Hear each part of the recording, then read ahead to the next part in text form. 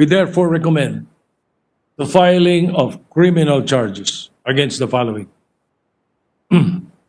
Number one, Attorney Rodolfo De Rosario Jr., Senior Vice President for Legal Sector, and all other Philhealth officials and employees as may be determined by the Department of Justice who connived with and participated in the consummation of the punishment illegal act, particularly for their failure to act upon and or neglect of duty to cause the prosecution of cases before them. Article 208 of the Revised Penal Code, prosecution of offenses, negligence, and tolerance. Violation of Republic Act 3019 or the Anti-Graft and Corrupt Practices Act.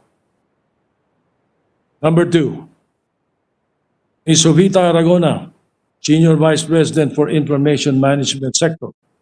Mr. Calixto Gabuya, Jr., Acting Senior Manager, Information Technology and Management Department, and all other Philhealth officials and employees who connived with and participated in the consummation of the punishment/illegal act, particularly for their act of overpricing IT supply and the concealment alteration of documents pertaining thereto.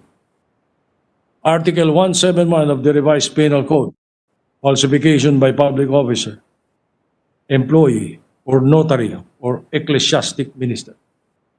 Article 213 of the Revised Penal Code, frauds against the public treasury and similar offenses. Article 226 of the Revised Penal Code, removal, concealment, or destruction of documents. Violation of Republic Act 3019 or the Anti-Graft and Corrupt Practices Act, in violation of Article 2 of Republic Act 9184 or the Government Procurement Reform Act. Number three, Secretary Francisco Duque III, Chairman of the Board, Brigadier General Ricardo Morales, former President and CEO, Mr. Arnel De Jesus, Executive Vice President and Chief Operating Officer, Mr. Renato Limsiaco Jr., Senior Vice President for Fund Management Sector, Mr. Israel Francis Pargas, Senior Vice President for Health Finance Policy Sector, and all other Philhealth officials and employees who connived with and participated in the consummation of the punishable illegal act, specifically for their improper and illegal implementation of the IRM, the Interim Reimbursement Mechanism, against its duly authorized purpose under the law, and for their grave abuse of discretion or gross negligence in ascertaining the IRM beneficiary without valid criteria for distribution. Article 217 of the Revised Penal Code, malversation of public funds or property. Article 220 of the Revised Penal Code, illegal use of public funds or property. Violations of Republic Act 3019 or the Anti-Graft and Corrupt Practices Act. Number four, Mr. President,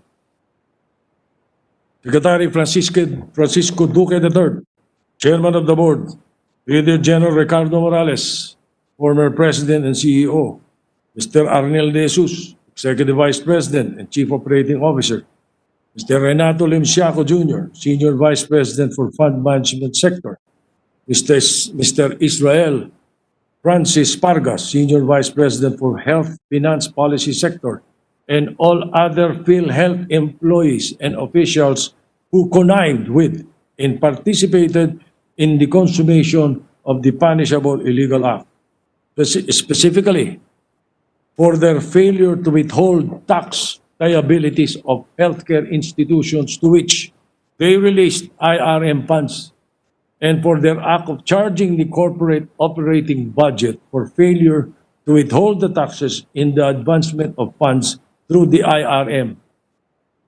Article 217 of the Revised Penal Code, malversation of public funds or property. violation of the National Internal Revenue Code, violation of Republic Act 1051, violation of Republic Act 3019 or the Anti-Graft and Corrupt Practices Act. Mr. President, in addition to the criminal charges that the committee recommends to the Department of Justice and the Ombudsman, we also recommend to the DOJ and the Ombudsman to file against Philhealth officials, employees, administrative cases.